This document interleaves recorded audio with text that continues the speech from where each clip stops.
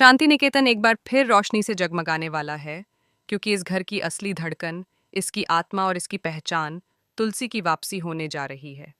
Serial क्योंकि सास भी कभी बहू थी में आने वाला यह ट्रैक दर्शकों के लिए भावनाओं का तूफान लेकर आएगा।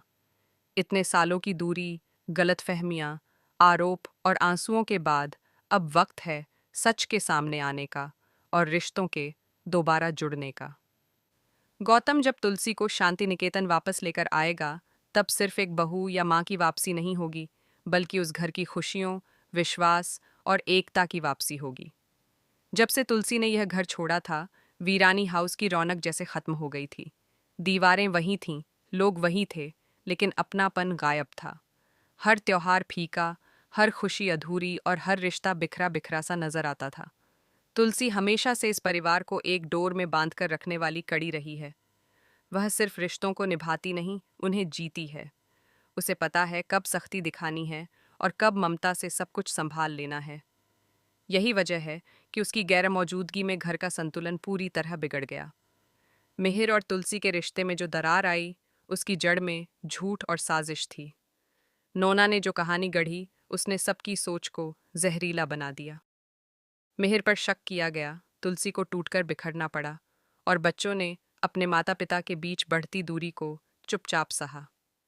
6 सालों तक दोनों ने अपने अपने दर्द के साथ जीना सीखा, लेकिन दिल के किसी कोने में एक उम्मीद हमेशा जिंदा रही कि एक दिन सच सामने आएगा। वही दिन अब आने वाला है। गौतम का किरदार इस मोड़ पर बेहद अहम हो जाता है। अब तक उसके मन में तुलसी के लिए शिकायतें भरी हुई थीं। उसे लगता था कि बंटवारे में उसके साथ नाइंसाफ़ी हुई, उसे उसका हक नहीं मिला और तुलसी ने उसे अनदेखा कर दिया। यही गलतफहमी उसे परिवार से दूर ले गई। लेकिन जब उसे सच्चाई का पता चलता है कि न तो मिहिर ने धोखा दिया और न ही तुलसी ने कोई अन्याय किया, तब उसका दिल बदलने लगता है।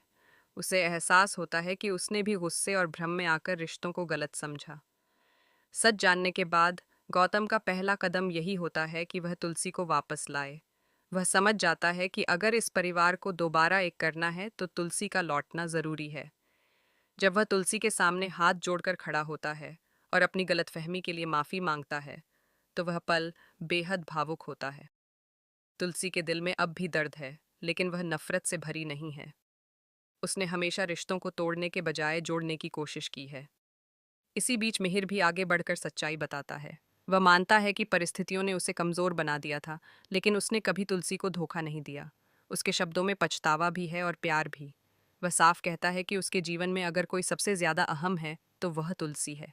यह सुनकर तुलसी की आंखों में आंसू आ जाते हैं, क्योंकि वह जानती है कि यह रिश्ता सिर्फ पति पत्नी का नहीं, बल्कि एक लंबी साझेदारी का है जिसमें विश्वास सबसे बड़ी नींव है। तुलसी के सामने सबसे बड़ा सवाल यही है कि क्या वह सब कुछ भूलकर वापस उसी घर में कदम रख पाएगी जहां से वह टूटी हुई निकली थी। लेकिन जब वह अपने बच्चों के चेहरे देखती है, उनकी आंखों में छिपी उम्मीद देखती है, तो उसका दिल पिघलने लगता है। बच्चे अपनी माँ को वापस चाहते हैं। वे फिर से वही घर चाहते हैं जहां हंसी गूंजती थी, जहां हर समस्या का हल मिल जाता था। आखिरकार वह पल आता है जब तुलसी शांति निकेतन लौटने का फैसला करती है। घर में उसके स्वागत की तैयारियां शुरू हो जाती हैं। दरवाजे पर रंगोली सजती है, फूलों की खुशबू फैलती है और हर कोई बेसब्री से इंतजार करता है। जब तुलसी दहलीज पर खड़ी होती है तो उसकी आंखों में पुरानी यादें ताज़ा हो जाती हैं। वह एक पल के लिए रुकती है, जैसे अपने अतीत को अलविदा कह रही हो, और फिर मिहिर के साथ अंदर कदम रखती है। यह सिर्फ गृह प्रवेश नहीं, बल्कि रिश्तों के पुनर्जन्म का क्षण है। तुलसी की वापसी के बाद घर का माहौल बदलने लगता है। जहाँ पहले खामोशी थी, वहाँ अब बातचीत है। जहाँ पहले शक था, वहाँ अब भरोसा है। वह हर सदस्य से अलग अलग बात करती है, उनकी तकलीफें समझती है और धीरे धीरे सबके दिलों की गांठें खोलने लगती है। उसकी सबसे बड़ी ताकत यही है कि वह सुनती है, समझती है और फिर फैसला करती है। लेकिन कहानी यहीं ख़त्म नहीं होती। नोना की साजिश उजागर होने के बाद भी उसके मन में कड़वाहट बाकी है। वह इतनी आसानी से हार मानने वाली नहीं। हो सकता है कि वह एक और चाल चले, परिवार में फिर से दरार डालने की कोशिश करे। लेकिन इस बार हालात अलग हैं।